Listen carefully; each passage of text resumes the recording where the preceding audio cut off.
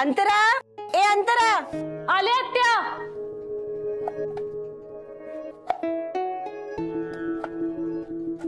बोल आत्या। हे बघ, आज जे स्वयंपाकाला लागणार आहे ते सगळं इथं काढून ठेवले. आजचा सगळा स्वयंपाक तू करायचायस. काय? मी? हो, जमेल ना? हो, पण मी ना कधी तू लाग लगेच कामाला, मी तोपर्यंत बाहेरची खोली आवरते. अगं आत्या, ऐक ना. कसं करणार मी? कशात काय टाकायचंय, काय करायचंय मला नाही माहिती. आणि मी स्वयंपाक केला तरी कोण खाणार आहे? मी स्वतः पण नाही खाणार. पण एवढं सगळं करायचंय, या आत्याला पण मीच दिसते का?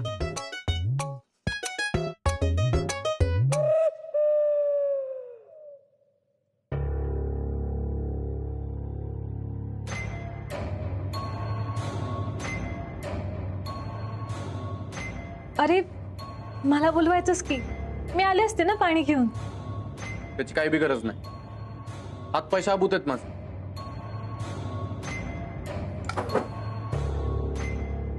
राया,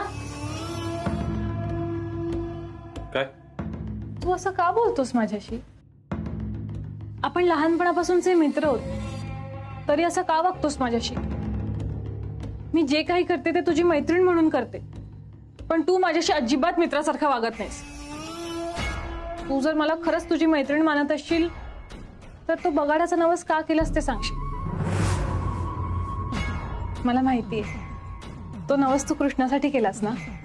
तुला काय करायच्यात गणस त्या चौकशा? मला तुझी मदत करायची आहे. मला तुझी चिडचिड अस्वस्थता नाही बघवत. मला असं वाटतं की आपण एवढे चांगले मित्र आहोत, पण मी तुझ्या काहीच मदतीची नाहीये. मला तुझी खरंच मदत करायची आहे. मला तुझ्या मदतीची काही बी गरज नाही. पण मला करायची आहे तुझी मदत. सांग बघू, का केलास तू नवस कृष्णासाठी?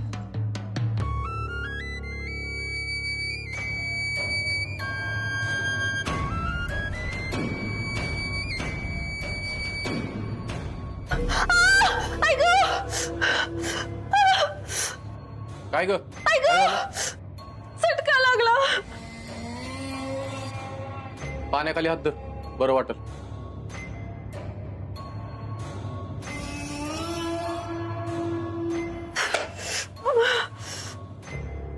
अजून किती वेळ पडशील?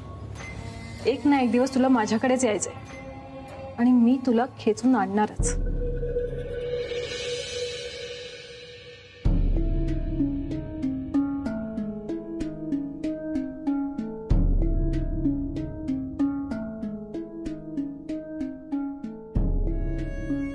कृष्णे, रायांनी काही फोन बिन केला का ग तू भेटून आल्यानंतर?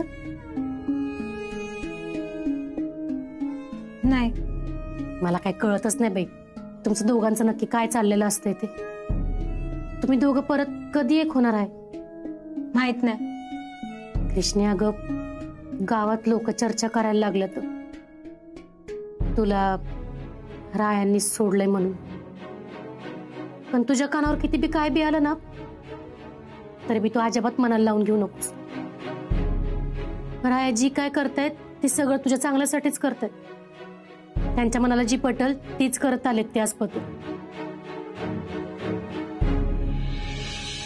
राया मला घटस्फोट देतोय हे मामीला कळलं की काय?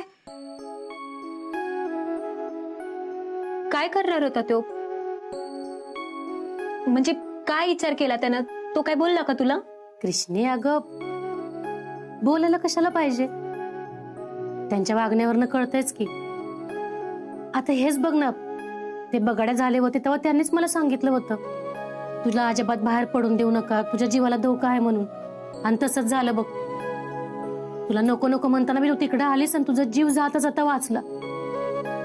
म्हणूनच म्हणते की रायाजी करतील ती नीट विचार करूनच करतील. आणि मला ते पटलं नाही तर? कृष्णा, अगं अशा अनेक गोष्टी असतात ज्या आपल्याला नाही पटत, पण त्यात चुकीचं काहीच नाही बघ. फक्त काय काय गोष्टी आपण आपल्या बाजूने विचार करतो, समोरच्याच्या नाही. मी सांगते ना, रायानं नक्कीच तुझ्याबद्दल काहीतरी कळलं असणार, नाहीतर त्याने तुला लांब ठेवलंच नसतं त्यांच्यापासून.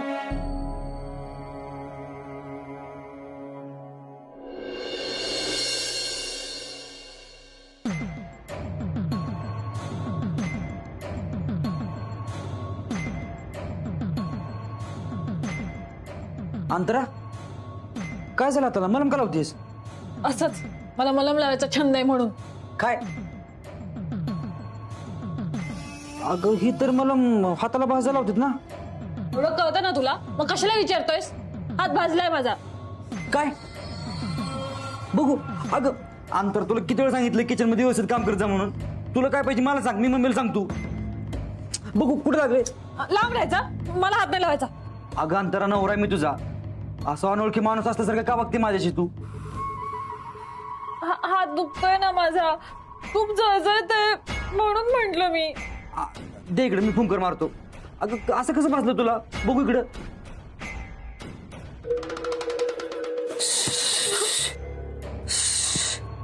देवा देवा देवा देवा, किस्त गरम होतंय र देवा. काय ह्यो सूर्य कंच्या जन्माचा राग काढतोय कुणास ठाऊक. अरे ऋतिक, वाईस पंखा तर लाव की जरा. काय र बायकोला हवा घालत बसलायस मी? अगं मम्मी बघ की अंतराच्या हाताला किती भाजलंय ते. बघू ही बाजली वी.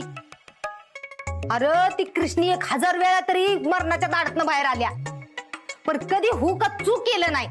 आणि ही बघ, मग आता मी मनाच्या दाढेत जाऊ का? म्हणजे तुला वाटेल की मला खूप त्रास होतोय ते. अंतरा आता असं तू एकटीने कुठे जायचं नाही बरं का, मला संग घेऊन जायचं. आणि अशा अवस्थेत मी तुला कुठं सोडणार नाही बघ. अगं ऋतिक, हे माझ्या बाळा, अरे तू कशाला डुसकं चालवतोयस? वाईस बदाम कमी पडल्यात आहे का नाही? मला तुझ्याकडे ध्यान द्यायला येळच नाही र. मी जरा त्या कृष्णीच्या विचारात आहे.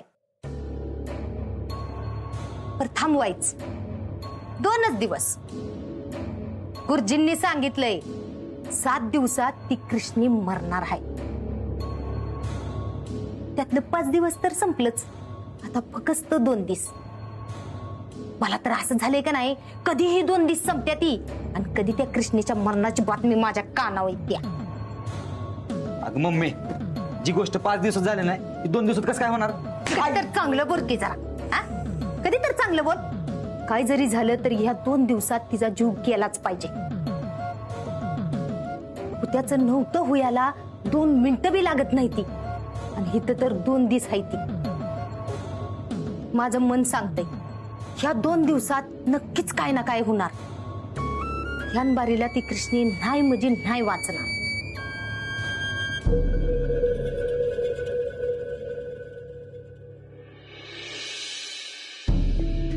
बंधनं संपतील फक्त कृष्णा, बंध नाही तुटणार, प्रेम नाही संपणार. अगं ह्यो घटस्फोट आहे ना, ह्यो फक्त आपल्यात असणार आहे. ह्यातलं आपण कुणालाच काय सांगायचं नाही, सगळ्यांपासून लपूनच करायचं आहे. तू माझ्या आयुष्यात बायको म्हणून नाही राहिलीस तर तुझ्या जीवाला बी धोका नसणार आहे. मी सांगते ना, रायानं नक्कीच तुझ्याबद्दल काहीतरी कळलं असणार, नाहीतर त्याने तुला लांब ठेवलंच नसतं त्यांच्यापासून. मामी म्हणते तसंच झालं असणार, पण नक्की त्याला काय कळालंय? गुरुजींनी परत नक्की असं काय सांगितलंय त्याला की ज्यामुळे राया मला घटस्फोट द्यायला निघाला? मला रायाला विचारावंच लागल.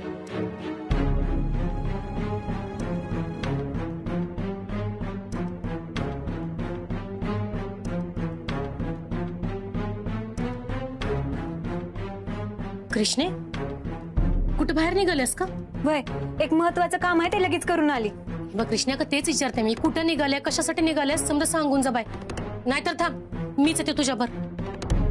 अगं इथं तू बाहेर जातेस आणि माझ्या जीवाला घोर लागून राहतो. एकतर तुझी अवस्था बरी नाही, इथं मला काळजी करत बसायला लागतं बघ. मामी नका काळजी करूस, ती काळजी कायमची मिटवायलाच निघाली आहे मी. कृष्णा, अगं तेच विचारते मी, कुठं निघाल्यास सांगून जा, म्हणजे वाईस तरी माझ्या जीवाचा घोर कमी होईल ग. मी रायाला भेटायला निघाली. तू मगाशी मला म्हणली ना रायाला काहीतरी कळलं असणार आहे, म्हणूनच मला लांब ठेवतोय, असा वागतोय.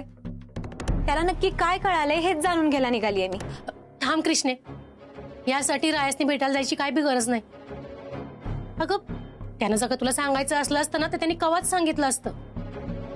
त्याने तुझ्यापासून लपवलंय म्हणजे त्याच्या मागे नक्कीच काहीतरी कारण आहे. ते काही जरी असलं ना तरी मी ऐकून घेणार नाही. मला जाणून घ्यायचंच आहे. त्याला माहित आहे मी त्याच्याशिवाय जगू शकत नाही, त्याच्यापासून लांब राहू शकत नाही. मग तो मला एवढी मोठी शिक्षा का देतोय मला आजही कळलंच पाहिजे. कृष्णे, कृष्णे अगं कृष्णे थांब, ऐक माझं. आता कसं सांगूया कृष्णीला की राया हे समजा तिच्याच आयुष्यासाठी करत असणार.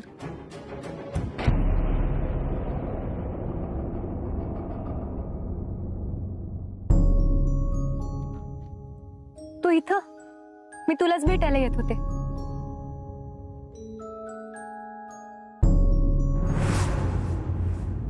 मी तुला एकदा सांगितलं ना राया, मी घटस्फोट नाही घेणार, मी ह्यावर नाही सही करणार.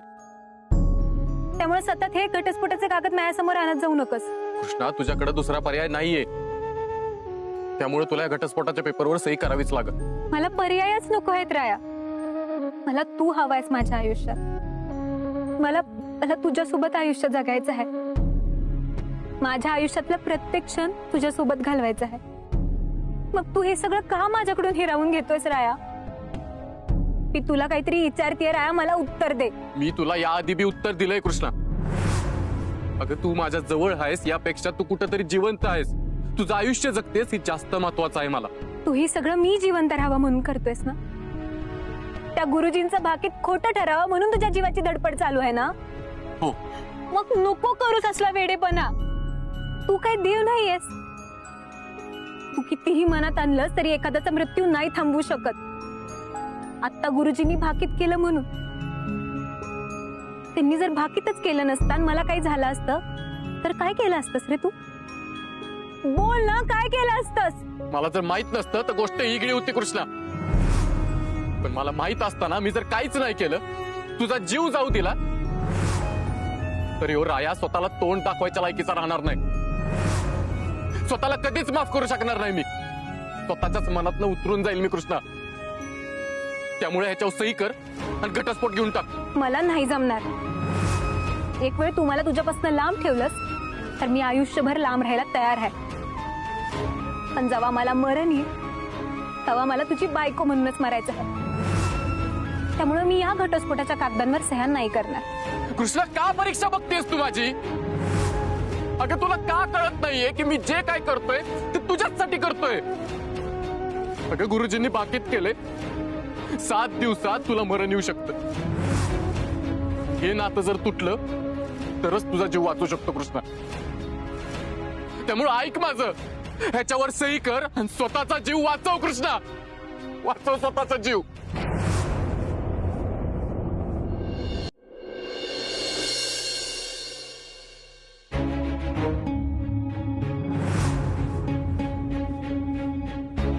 राया, राया खाली या. राया, भाऊसाहेब काय झालं? अहो काय झालं? काय एवढ्या रागात हाका मारताय रायाला? राय कुठे? कामावर लक्ष नाहीये त्याच्या. आम्ही कितीदा सांगितलं, घरातली दुःख घरात ठेवा, कामाकडे आणू नका. आम्हालाही खूप अडचणी आल्या, पण आम्ही कामाकडे कधी दुर्लक्ष केलं नाही. भाऊसाहेब काय झालं? मी काही मदत करू का? मी आता कारखान्यात काम करतेच की. मला सांगा काय काम बाकी आहे? तुमचं काम नाहीये ते. हिशोबाची फाईल, खरेदी विक्रीची फाईल, पगाराची फाईल, सगळ्यांवर सह्या बाकी. सगळे काम खोळंबली आहेत. हे असंच चालू राहिलं ना, जे एकाचे 4 कारखाने झाले ना, ते 4चे एक वेळेला लागणार नाही. भाऊसाहेब, तुम्हाला राग येणार नसेल तर एक बोलू का? ऋतिक, तुझ्या बायकोला वाईट तोंड बंद करायला सांग, नाहीतर नको ती बोलायला जायची आणि भाऊसाहेब आपल्या तिघांनी मी बाहेर काढायचं. मम्मी, तसं काय बी होणार नाही. अंतराकडे बघ जरा, किती सुंदर दिसते ती. ती जी बी करेल ना ती भारीच करणार आहे. तिची सुंदरता काय चुलीत घालायची वीर? काम डोसक्यानी करायची असते ती, चेहऱ्यानी नाही. मी रायाची बाजू घेणार नाही, त्याने कामात लक्ष द्यायलाच हवं. पण मला खरंच असं वाटतं की ह्या सगळ्यात रायाची काहीच चूक नाही.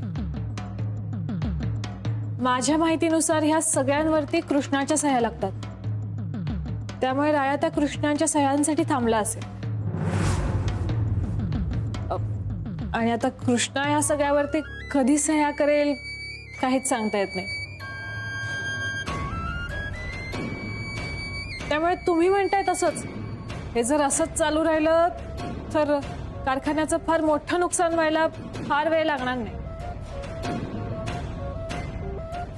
हे त्या कृष्णाला काही नाही बोलणार. ती जे करती ना ते सगळं चांगलंच करते. जी काही चूक असणार आहे ना ती रायाचीच असणार. हो ना? मनाला येईल ते बोलू नका. आम्ही कुठल्याही गोष्टीच्या मुळाशी जाऊन ठरवतो कोण चूक कोण बरोबर. तुमच्यासारखं लोकांना सतत पाण्यात पाहायची सवय नाही आम्हाला. भाऊसाहेब हो, चिडू नका. ह्यावर एक पर्याय आहे.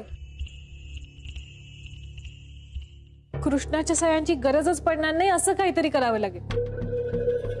आता माझ्या सह्याने काम झालं असतं तर मी कधीच केल्या असत्या सह्या. ही जेव्हा बगल तवा हिच घोडं पुढं दामटत असत्या.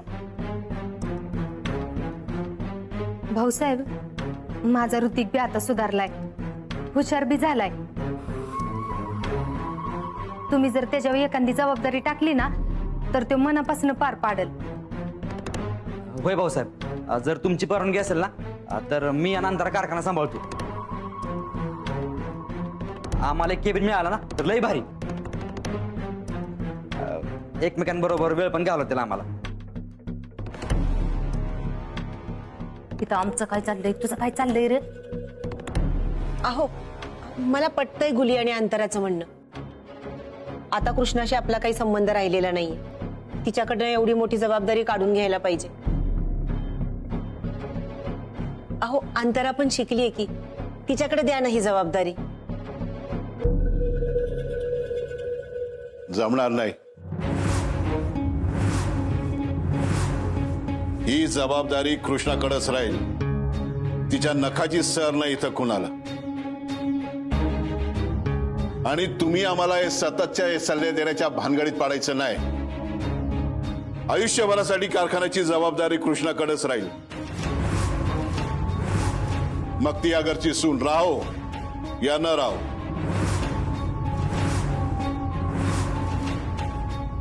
आलं ध्यानात?